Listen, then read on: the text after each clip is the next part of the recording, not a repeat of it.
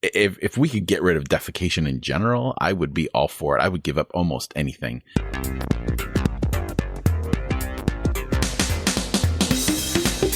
Hello, everyone, and welcome. We are Irenicast, a group of folks leaning into a progressive Christian imagination. I'm Jeff. I'm Bonnie. I'm Casey. And this is Rajeev. On the first and third Tuesday of every month, we provoke conversation for shifting perspectives on theology and culture.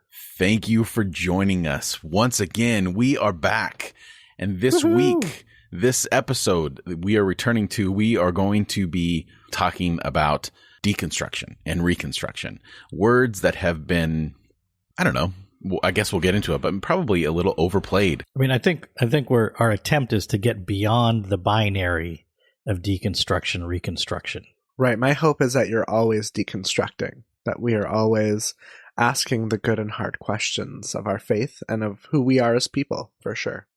Right. So we are going to spend the next 6 episodes on this idea of beyond the binary of deconstruction and reconstruction. I think a lot of the times the language is this finality to it, as if we're not always doing this in some way, shape, or form throughout our entire existence with faith, with all kinds of different things. We want to kind of create a resource with these next few episodes. Hopefully we're bringing up some new things. Hopefully we're reminding you of some old things. And we figured for this particular conversation, we're calling it Waking Up. We're going to start with the beginning, those moments where, you know, what caused us to reevaluate where we are in our faith and in our life and our worldview and all that kind of stuff. So we're just going to take some time and we're going to share our journeys, and we're hopefully that those of you that are listening, some of them interact. For those of you that have been listening for a long time, you might remember some of these stories and some of these things that we're going to be talking about. But we think this is just a great place to start. And we're going to end the conversation with a short excerpt of an interview that Bonnie conducted with Debbie Glander that I think is super relevant, especially to this moment in deconstruction of waking up. Yeah, so we're going to kind of do it a little differently. You're going to hear from us. You're going to hear from someone else. And then we got a fun segment for us for everyone. I think it's new to the show. It's called This or That. And basically we are going to play the role of Thanos, and we are going to get rid of 50% of something. We're going to pick between two things and rid the world of it once and for all. That's what's on the docket for today. So let's just get right into it. Let's start with that first question. What was our waking up moment or moments when it came to entering into the realm of spiritual deconstruction? There's no singular moment for me, but I can trace some stuff back. And it depends on what we're talking about. Is it theology? Is it recognizing I'm really done with this church, this denomination? So I'll start there because I think that was probably the earliest for me. Growing up in the Seventh-day Adventist church, I grew up in a fairly liberal church in that world. Early on, like junior high, women's ordination was a thing. I mean, I can't even believe it's a thing. Was a thing then, and it continues to be a thing. Just feeling like, yeah, women should be ordained. It makes no sense. But part of that belief was we could reform the church from within. And then realizing, no, this isn't going to work. These folks are doubling down and still don't ordain women. So there's that one thread. But I didn't leave Christianity. I was just like, well, there's got to be other Christian churches. And then there was a whole other series of things where the theology itself began to crumble. But it's a series of waking up moments along a number of different threads. So like lots of alarms going off. And actually, most of them, luckily, I mean, Bonnie and I have been in a relationship since our late teens. So quite often she was the first person that I would discuss that with. I think for me, growing up, being born into a tradition that's like super high control, it's hard to find one's voice when, like, right from the very beginning, you're told that you can't trust your voice. So waking up, in order to even wake up, I think there has to be almost an external force that sort of pierces through somehow and catches you and helps to awaken that voice within you that says, this isn't okay. The way people were being manipulated, for example, into accepting Jesus, like those are things that never felt okay to me. It took an outside reading books or paying attention to the broader culture to see that what was happening on the inside wasn't okay. But I had a very insular world. I mean, I wasn't homeschooled, but I was taught within the Seventh-day Adventist school system. So I had no social experiences outside of other people who believed just like we did. So it was challenging. And I imagine there are maybe some other listeners out there who have had a similar experience of being in a very insular community and needing the outside to sort of somehow penetrate that insular community in order to experience those alarm bells. I think for me, it was a choice of whether I choose myself and live or die. It was sort of, for me, some of you have heard in previous episodes me talk about my own coming out experience. The bells for me started when I began to realize that I had to either trust what was happening inside of myself and believe what was happening in me, or take on the narrative of the churches around me that were saying that I was bad and broken, that God could heal me. I mean, I had been on all these crazy evangelical trips and seen crazy things happen. And if God could do those things but still chose not to fix me, what did that mean?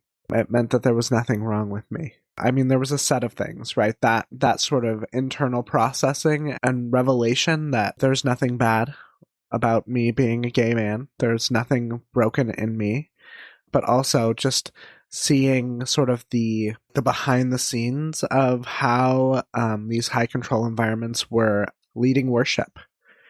They knew exactly when to play the music. They knew exactly when to take the offering. Beginning to see the manipulation of people's heartstrings and emotions, and realizing that this was meant to control us. This was meant to do something to us. And a culmination of things, right? Other conversations, being able to watch movies like Saved. You know, when you get to college, you can watch whatever you want. Those are the things I think that started for me. But it started with that internal noticing and having to choose myself over the community. You know, and your point about life and death, Casey, is legit. What you're talking about is not hyperbole.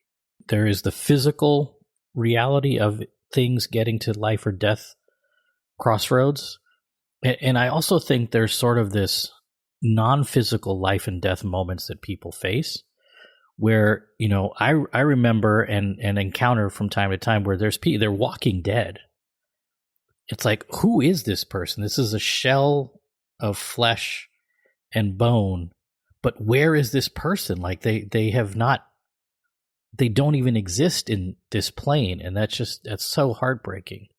So their heart's beating, you know, their lungs are breathing, but they're not alive. They have no self. I mean, that's so sad. That's sort of the thing that, you know, I think about often is that a lot of us, when we came to the evangelical world or whatever high control environments as we're calling them, we were teenagers. And much of the things that they were saying from pulpits to teenagers are the very things that we were believing about ourselves, right? As we are going through puberty, as we are forming our identity, we already feel uncomfortable in our own skin. We already feel bad about ourselves as we are transitioning. To hear from an adult's mouth, "You are bad and broken. There is nothing good in you." We're like, hell yeah, we believe that. That's right in line with where we are.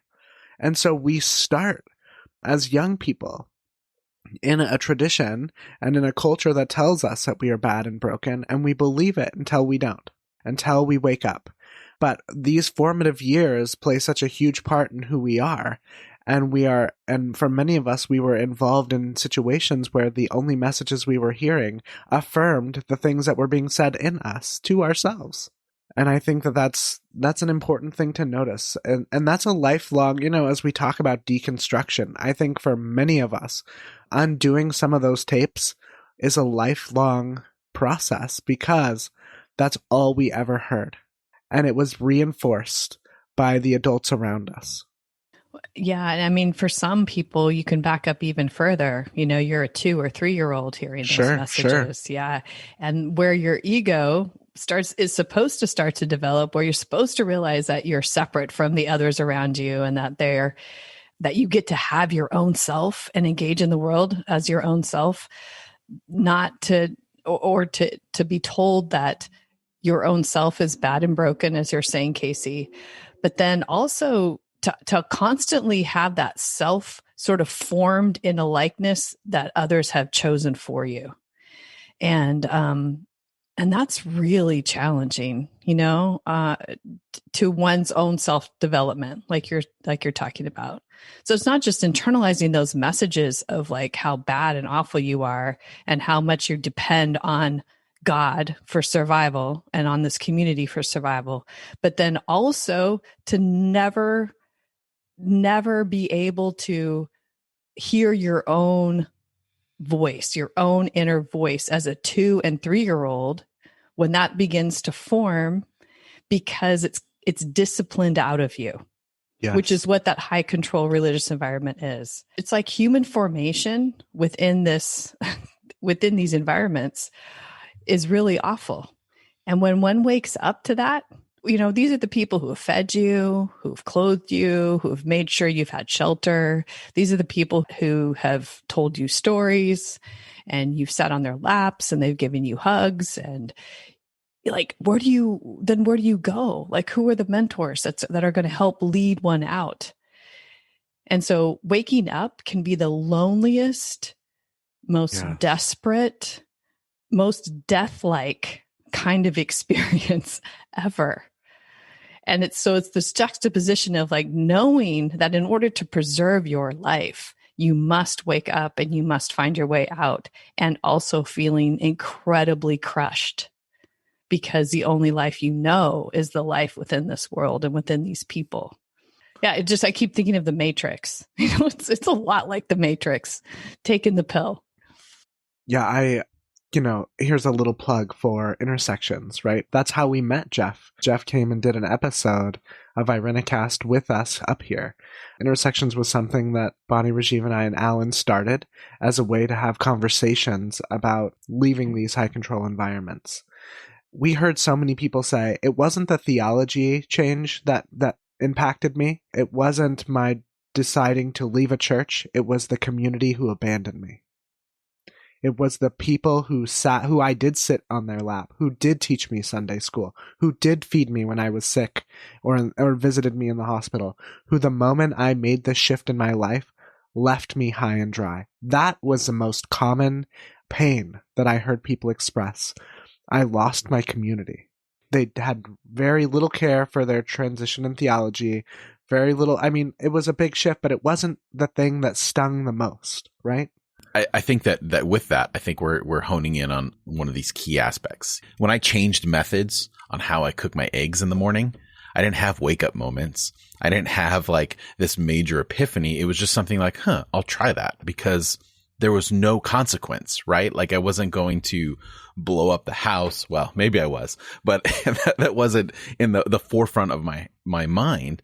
But because we're surrounded in these high control environments, whether it's our religious upbringing or even just our family dynamics, or perhaps a job that we've been a part of, when there's so much weight put on because of that control, it's why we have this word deconstruction, and it becomes this thing that is prevalent in this space, especially for those of us that are coming from evangelical backgrounds, because it is pointing to a system that is hyper controlling. And from my experience, there were the Mr. Burns types that were like, it was all calculated and, they were just like to their core controlling people. But then there was all kinds of people who were, including myself, who were perpetuating these things with a very earnest heart, hoping, and because that's all they taught was, this is how you help people change. This is how you help people. And I think that it's recognizing those waking up moments and recognizing whether the environment that you're in allows you to move to the next step of those waking up moments.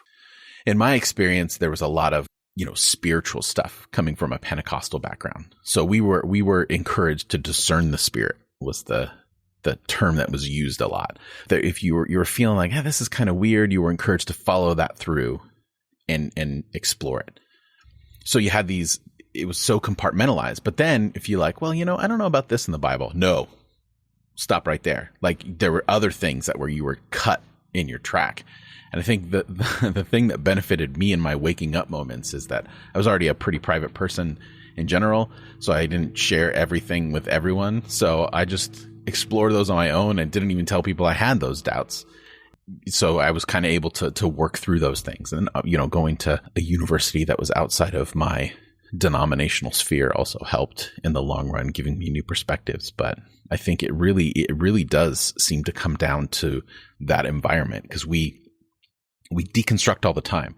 But if the environment is controlling, then it becomes a thing and a burden, and we lose relationship and life as a result. Yeah, thinking about this discussion, I was recounting moments that were really illustrative of the fact that I was in a high control environment. And a number of them basically, a theme with variations is like hanging out with my friends, talking about doing something that we all knew we weren't supposed to do. Right? We were all on the same page, and we're like, well, let's go ahead and do it because we're curious and interested in it. And then let's not tell anybody because we know it's wrong. And then feeling really guilty for even thinking that way. And so for in my mind, those alarm bells at that time weren't alarm bells like, hey, your environment is not okay. It was, hey, the devil is starting to tempt you and move you into territory you're not supposed to go in. And in my case, these were simple things like, with Seventh-day Adventism, Friday sundown to Saturday sundown is like dogmatic.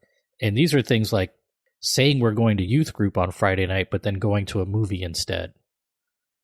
So, these aren't dangerous, life-threatening, or even theological problems, but that's the kind of stuff we were like freaking out about. They were right, Rajeev. All those movies, and now look at you. You're a dirty liberal socialist, and you've... And it was so deep in me, there were times that I didn't want to bail on my friends because I, loved being around them. I would stay in the parking lot. Like, we'd go to the movies, I would stay in the parking lot, hang out, read the Bible in my car till they got out of the movie. That is fantastic. I mean, it's not, but... But illustrates for sure the control. Yeah, exactly. And the shame. You don't have control over somebody's spirit without shame. And I think that's the master alarm bell, perhaps, is waking up to the fact that you have been shamed about things that are just you. They're just parts of who you are. In hearing your story, Rajeev, that's what it made me think of. Is just like when I realized that I had been shamed to such a degree that my choice was to be a shell of a person. That was my choice. Then I felt like, okay, regardless of what is behind me in my wake, relationships, all of it, Jesus, whatever I have to leave behind, it's worth it. It's worth stepping out, because I will not be a shell of a person, and I will not let shame be what fills me in the shell. That was the biggest alarm bell, was when I came to that, but it took a while to get there. Bonnie, that is so beautiful. I mean, that is a sermon in itself, right? I really loved hearing that. I just want to respond to that by saying, as I said earlier, like, I think for so many of us, what we sacrifice in being in high control environments is a self. We literally have no self. When you say a shell of a person, I think what you're speaking to is that you respond with platitudes and the Bible. There's a response for everything. You do not have an opinion that is yours. You do not have a thought that is yours. Because the fear is that the moment you have those thoughts, the devil is seeping in, or you're being tempted to believe something different. I'm continuing to think about Jesus's invitation, to come and die, right? Come and die. And I think what needs to die first in us is our certainty about any of these things. And what we are being invited into in being in these high control environments is giving over our freedom, giving over our thoughts, giving over ourself to someone else, and trusting that they have our best interest. And that is not true. Right. And that's the rhetoric, right? Is that you don't have a self. You don't have self-esteem. You have Christ-esteem. The whole idea of original sin, the metaphors of you are a vessel, the worship songs that say, I surrender all, not my will, but your will. The human videos and sketches where, God is the puppet master and, you hand back control to God and all that stuff. It's so in there. So any kind of expression of the self is deemed as selfish.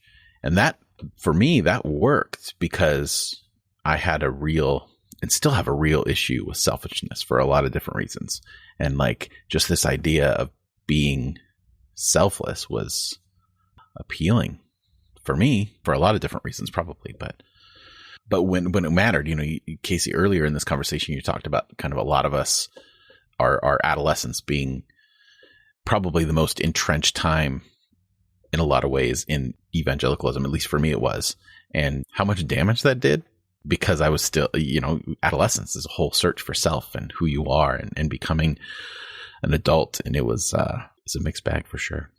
Yeah, I know we're working on being beyond the binary, but something that keeps coming to mind, hearing Bonnie share what she just shared and thinking about, my own formation, there's this awful, horrendous, sinful teachings and formations around gender and gender roles and types. And to oversimplify it, women are supposed to be submissive to be a woman, and men are supposed to be controlling and in charge. But be benevolent in your control. It's horrendous because it robs everyone of their personhood. It feeds the ego of one and robs the ego and self-worth of another. But even the feeding is about this stuff that's just jacked up. Right. And in those moments, like we talk about all these wake-up moments. There are definitely moments, whether it's ideas or conversations or events or anything like that. But then it's like, well, now what do I do with these wake up moments? What am I allowed to do? It's probably the first question, because it's interesting. At least for me, my experience was like, what does God want? But if I really look at it, what has the church told me that God wants? The ultimate mediator was not Jesus. It was the church leadership, right? That's who you really had to check with.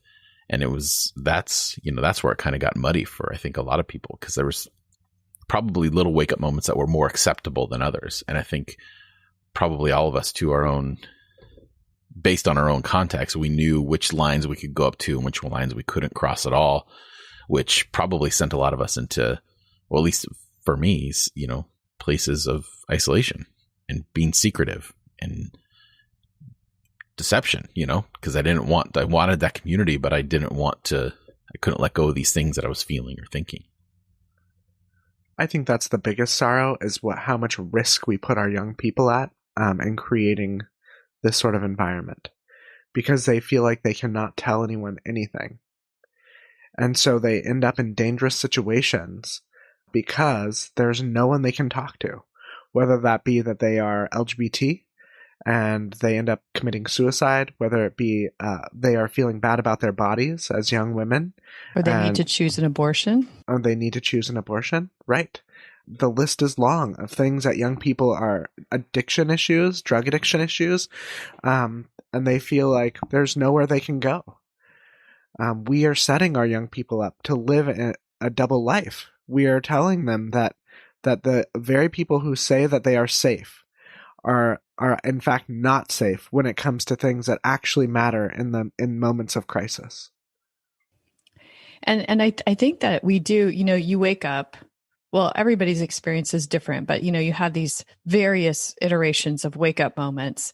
And in my experience, like the alarm bell got just like a fire alarm or something. It starts off really kind of small, and then it just gets bigger and bigger and bigger until you have to do something about it. And you realize the house is on fire and you have to get out to save yourself. Like it almost, for me, that's almost how it had to end up before I had enough courage to leave. But I think that our propensity is to like, okay, so you let it burn behind you and you're out now into this new realm, and maybe you find freedom and you discover yourself and all of these things. But I think it's really important to stop for a minute and, like we've been talking about, reflect on the impact that being in that environment in the first place had on one's soul and one's spirit, and how that sort of lives with us. You know, there's healing. Healing is possible, but there's an imprint that we can use, a woundedness that we can use then to connect with other people, but it's there. Like, we want to leave it all behind, like for real, leave it all behind. And I don't know. I think that's not possible. And maybe that's part of this whole conversation of beyond the binary of deconstruction and reconstruction, is to explore in some ways the imprint, the impact on us through the whole various processes, the spiral process of deconstruction and reconstruction. Yeah. I mean, denial sometimes is necessary for survival.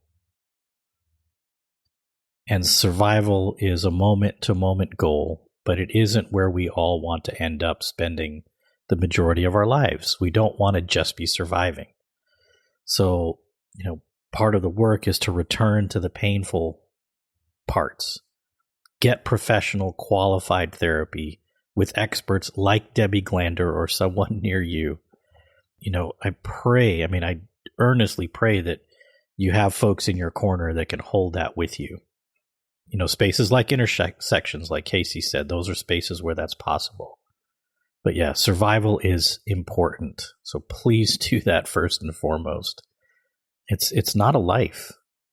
I would just say that if you think that deconstruction means leaving it all behind and never having to pick any of it up again, you're missing out. The people that I find most spiritually grounded, most profoundly faithful, are the people who have left it, who literally deconstructed, let the house burn, and have said, what now can I make beautiful out of the ashes? Do what you got to do to survive, but know that there's thriving. Know that there's healing possible for you, and get the help you need, and find the community you need, whether that be through intersections or through an EDM group, you know, whatever. If you just need to dance it out, find a space that speaks to transcendence and gives you life and community. Because I think if there's anything we've learned over the last year and a half, it's that we all are in dire need of intimate connection, of relationship, and that we don't really thrive without it. Right. And I think that hopefully what you're hearing in this initial conversation as we kind of, you know, destroy this binary, is that deconstruction is not remaining an empty shell and just filling it with something else. It's not about the ideas. It's not about the religion. It's not about any of that. It's moving from being an empty shell to a living, breathing, evolving form of life that becomes its own entity and has its own agency. And I think we forget that sometimes, because whether we're conservative or liberal or evangelical or progressive or whatever, we can still be fundamental or fundamentalist in that journey. And I think that we have a lot of, when we talk about deconstruction, we just boil it down to these simple ideas and theologies and all that kind of stuff. And yes, that's part of it. But once we have those theologies, how do we adopt it? Do we still hold it in the same way that we did before? Because if we did, then did we really deconstruct? And we understand that this is a spectrum of, you know, earlier we were talking about, you know, we were using the word survival, and, you know, all of us have had, you know, varying degrees of intensity in terms of how difficult this journey has been in being in high control environments. But I think that the goal is still the same, is becoming a person with agency. That's really well said, Jeff. Yeah. So the invitation maybe of this episode is to ask yourself, how did I wake up? What was going on inside of me? What was going on around me? Where's the pain in that? Where did it hurt? And revisit. And a companion question is, how am I waking up? Because it's perpetual. And huge gratitude for Debbie, who's going to sort of guide us a little bit into those questions. or who guides us into those questions, and then also teaches us what is available on the other side. Right. So here's just a little bit of Bonnie's conversation with Debbie Glander that is relevant to what we've been talking about today. And on the other side of that portion of the interview, we'll move on to the rest of the episode.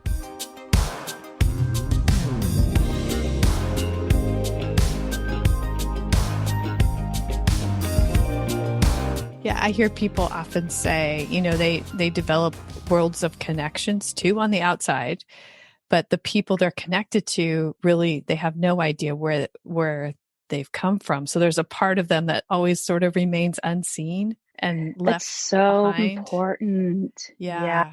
I love that you brought that up. I call it kind of, we feel like a fraud. Yeah.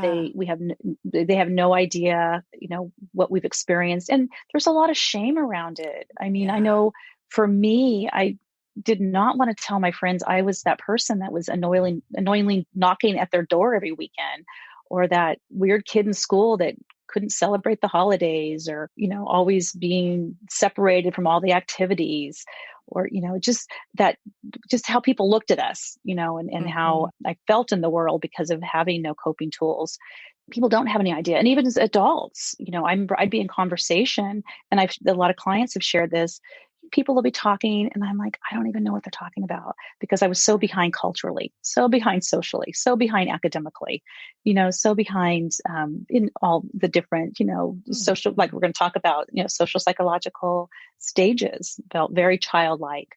So I appreciate people have been able to share with you that experience, because I know I could relate to it.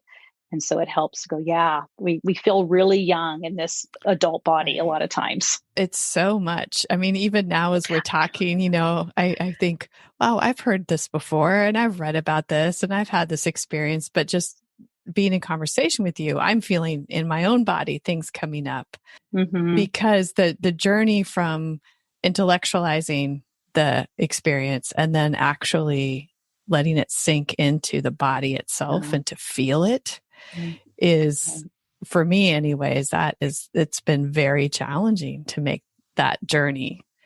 It is. And I highly recommend for my clients, I have a practitioner I work with that does trauma sensitive yoga, and I really trust her, and she has amazing training. She also has a religious trauma background.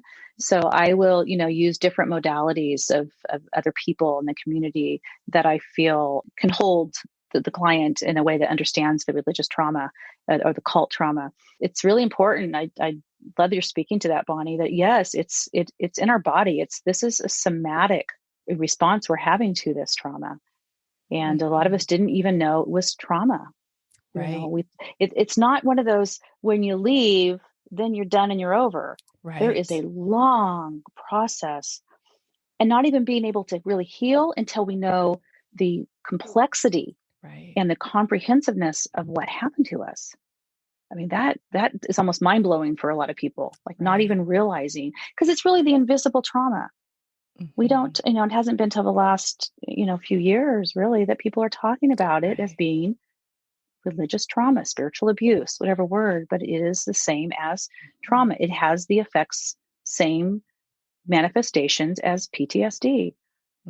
And also shame and trauma. It's all intertwined. So a lot's happening in our body when we're, starting to do that deconstructing and healing and unraveling.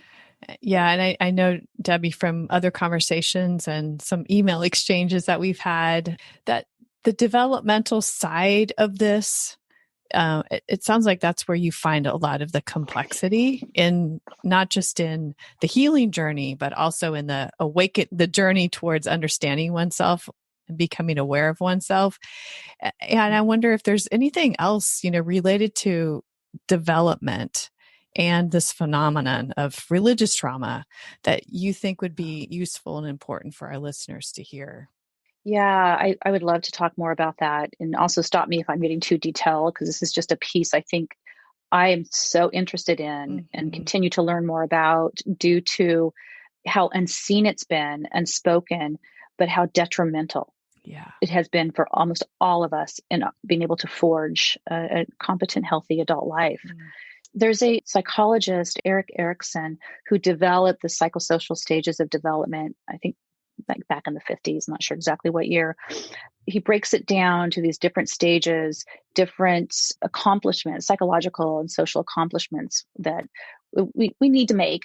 And he breaks it down to different ages and things we want to accomplish. Like at one stage, it's trust, autonomy, initiative, intimacy, ego, integrity. So it kind of breaks it down. So the titles aren't quite as important as the questions that go along with each stage that he developed, these existential questions. It's almost comical, and I know that none of this is funny, how they go exactly against what happens to us when we're raised in a high control group. So let's just, I have them right here. Let's just say one of the first existential questions in the first stage is, can I trust the world? Well, we know we're raised, no, you can't trust the world. Right. Those are worldly people that are not safe. The next stage is it okay to be me? No, it's not okay to be you. There's no individual, growing here. You got to be what everyone else wants you to be. There's nothing that's unique or special about you. Is it okay for me to do, move, and act? Well, only if it's under the constricted rules of what the religion's allowing you to do. It's very restrict. And these two also, can I make it in a world of people and things? Who am I and what can I be? So these are just going down. And when you just look at these really important ideas and developments about ourselves that are so impeded, especially the indoctrination from childhood and the toxic doctrines. So basically, we learn that we cannot trust ourselves. We have no sense of competency, no agency, no trust of others, no authenticity. And so you're going around the world. How do you go date? How do we go out and apply for jobs? How do we be in, social relationships when we haven't developed any of these really important core competencies of ourselves and then ourselves in the world? Those are like how we are as human.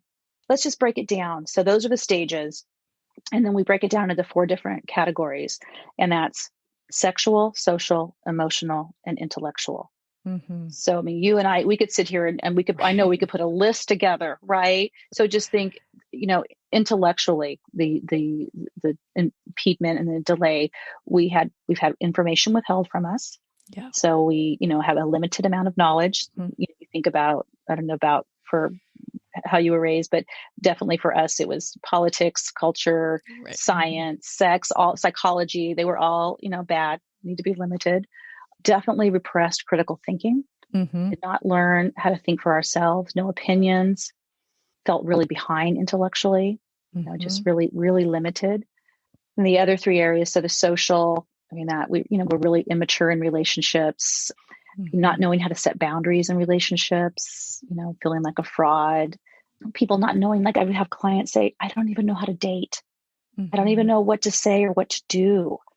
Or I'm going to go for this job interview. I have no idea, how to be, really being behind culturally, being out socially. And, I remember people talking about I was out for a long time, but it was back like in the early 80s and people were talking about politics. I had no idea. I was sitting there like pretending. I would do a lot of pretending, which never goes over well because it's obvious when you're acting like you know something that you don't.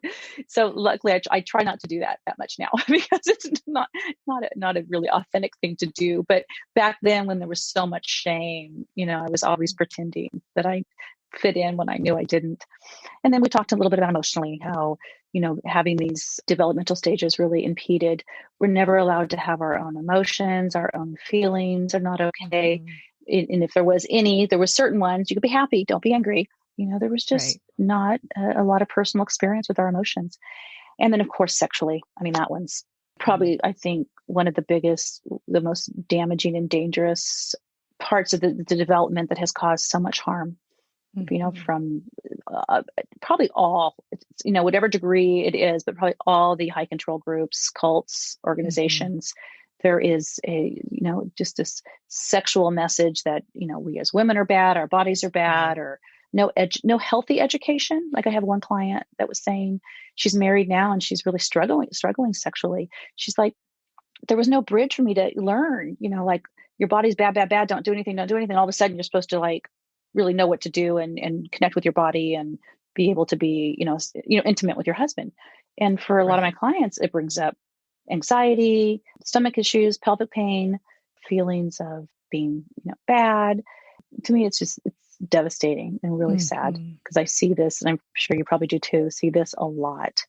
And such a beautiful part of being a human, turned into something, so damaged and so negative. And it's really hard for people to reclaim that. Possible, but hard. So those would be the 4 areas I would say in the psychosocial development and the stages, and then the consequences of being so thwarted in these stages and delayed. Big thank you to Debbie Glander for that portion of our conversation. And actually, if you would like to hear the entire interview that Bonnie did with Debbie Glander, we're really wanting to boost up our email list here at Irenicast and let you know about things that are coming up, like intersections that Casey mentioned earlier in the conversation, and upcoming episodes. And we have a lot of ideas. We're not just back with regular episodes. We're back with renewed sense of purpose, I guess you could say. So we want to make sure that we're regularly keeping everyone updated on those things. So if you would like to sign up for email list, just go to our website, and then you'll be prompted to put in your email address, and then you'll get a download of the entire interview that Bonnie did with Debbie Glander, and it's really wonderful. So don't forget to sign up at our email list, and you can do that at irenicast.com. And if you would like to add your voice to this conversation, you can do that at irenicast.com/183. That's the show notes for this particular episode. And on those show notes, you'll find a complete list of all the other ways that you can like, follow, and contact the show. That's irenicast.com/183. On the other side of the music, it feels good to say that again. On the other side of the music. On the other side of the music, we are going to be playing one of our segments called This or That.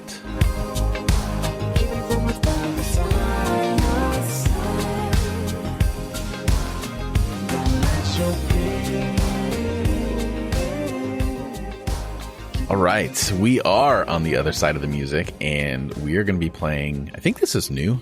Man, so many segments and games, but we're going to be playing This or That. And essentially, each host is going to present an eternal choice between two different things. One you keep, and the other gets snapped out of existence forever via your magical infinity stones. And that's kind of how we're going to play this game. So each of us will present it, and it could lead to overwhelming agreement, and we hold hands and say, yes, we are in agreement on what should leave, and it could lead to immense debate and argument. And it could rip the very fabric of Irenicast as we know it. So, we're putting the life of our show. It's a good way to start. It's a good way to start that. So, who would like to start? Who wants to present their eternal choice? Okay, pizza or gravity? And one we have to get rid of forever. And one you have to get rid of forever. So do we choose the thing we're getting rid of, or we're choosing the thing we want to keep? You're choosing the thing that you would keep. I'm gonna have to go with gravity. Have you ever seen those science experiments on what happens when something is in lack of gravity? It just blows up. Or is there an assumption that once gravity's gone, that our bodies will still be able to survive? Because basically, you're asking me to choose between death and pizza. It's still a hard choice, but I'm going to go with gravity. I'm going to keep gravity. I feel like gravity is really overrated. As a bigger person, I would love the ability to just float around, So I'm choosing pizza personally. Okay. I pick gravity too. I don't think you could eat pizza without gravity. Are you sure? Yeah, you got an opposable thumb. Exactly. You could hang on to that pizza. Thank you, Rajeev. I'm choosing pizza, man. I'm keeping pizza.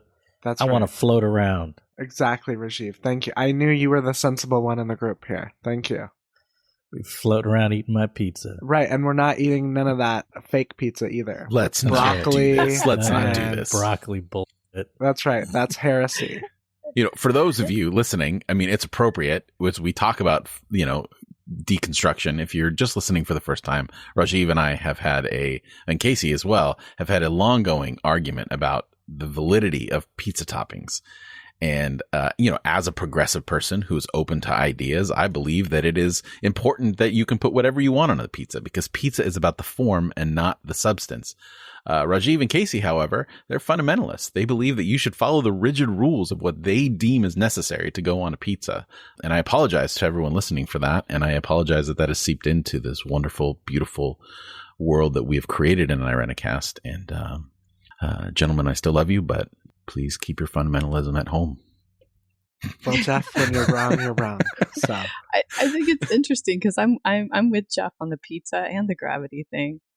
So I mean, maybe it's just a matter of difference between like science and religion. Oh, there you go. That do you hear this, Rajeev? Do you hear this? Yeah, the people that have these, like, they don't care about pizza, they would just get rid of pizza, which makes sense. It's not about not caring about pizza. If you really love pizza, you have some rules around That's pizza. right. Right. I heard that before. The universe has some rules around being alive. So I heard that before, Rajeev. I heard it before. If you really love Jesus, then here are the rules that you need to follow in order to not go to hell. That is right. Sounds exactly the same. Right. Narrow is the way for those who enjoy pizza. This was a great choice, Casey. Very. That was good. And you don't need either to live. Kinda. I'm but pretty sure we you can need gravity have that conversation later. We could ask a physicist about that. I'll bring my daughter in on the conversation. Yeah, she just read like 20 space books and from the library, and she has told me everything I need to know about stars and neutrons, something or other. She knows way more, and she talked about gravity and blowing up if you went into space. So, but not only that, the planets need gravity in order to stay in their orbits. Like we would just be flying off the Earth. Not just flying off the Earth, but at least we would have flying pizza. out into like would be flying away from the sun. We'd have pizza. We'd have pizza for a minute. It'd be dogs and cats living together. It'd be awful. All right. So we're split. Oh, Bonnie, we may have to. Yeah, we're split.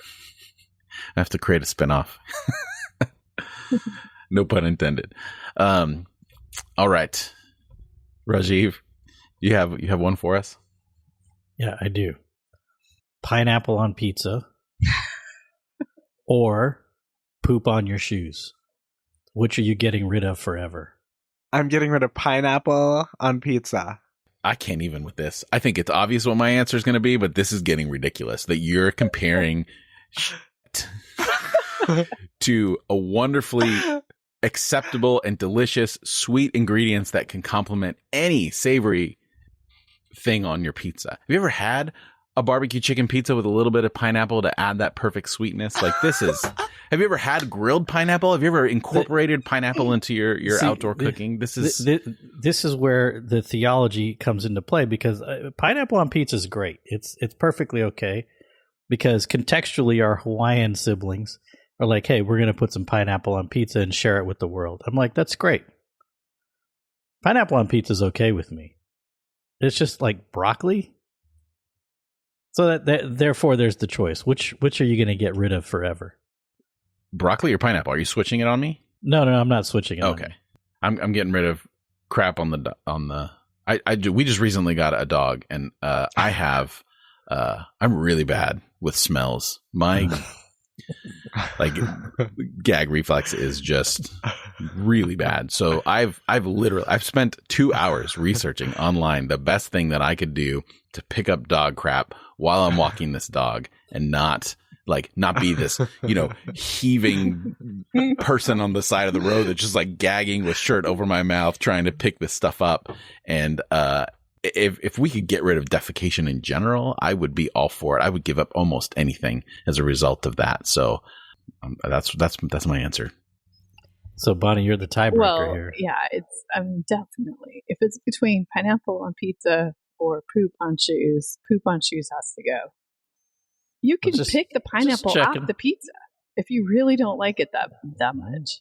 That is true. That is true. Although I would, again, try it. It's good. It's good. It's good. Right next to the corn and avocado.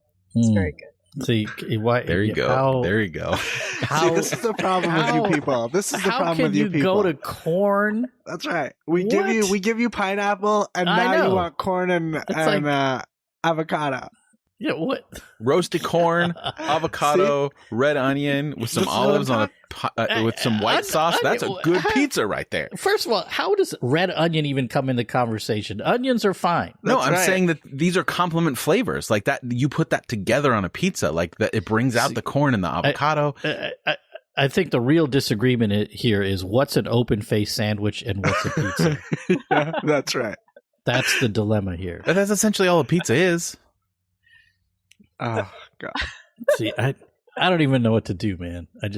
Casey, we need to move on. Apparently, this segment is now the pizza debate part like 50, and we'll just like keep coming back to this over and over again. So Bonnie, save us with your next choice of this or that. Okay, rivers or the ocean? That's hard. I'm going to choose, so I really, really do love the ocean. So I'm going to say that I would be willing to sacrifice rivers so that I could enjoy the ocean. I love the expansion. I love being able to look at something so huge and just meditate on how small I am in the wake of it, literally. So yeah, I love the ocean. Yeah, I'm with Casey. I could never sacrifice the ocean. I've spent the majority of my life on the coast, and I just love it. I love the sound of the waves. I love everything about the ocean. Although I have an appreciation for rivers, I can't hold a candle to the ocean, specifically the Pacific Ocean. I don't know about all those other oceans, but that's the one I know the most. Yeah, I'm actually surprised at my answer here, but I would keep rivers. For I don't know, it's like a lot of reasons, and I love like tropical places. I'm from South India. We've got some great beaches and that part of the world and the island groups, but I don't know. Rivers are life. Fresh water is necessary, and oceans are fantastic, but magnificent waterfalls.